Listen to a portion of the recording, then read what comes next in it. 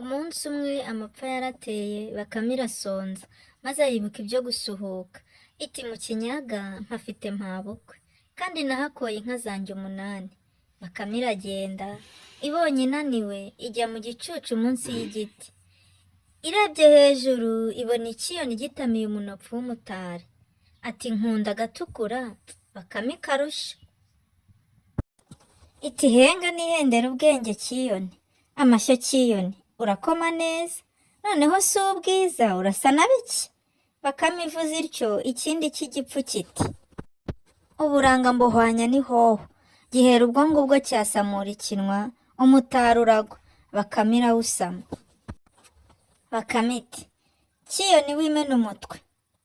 Ikiyoni nacyo kiti gapfa utambyiniye wagisambo we, kiti umpenzi rya none, gisigara kimyiza imoso, sinjye wahera.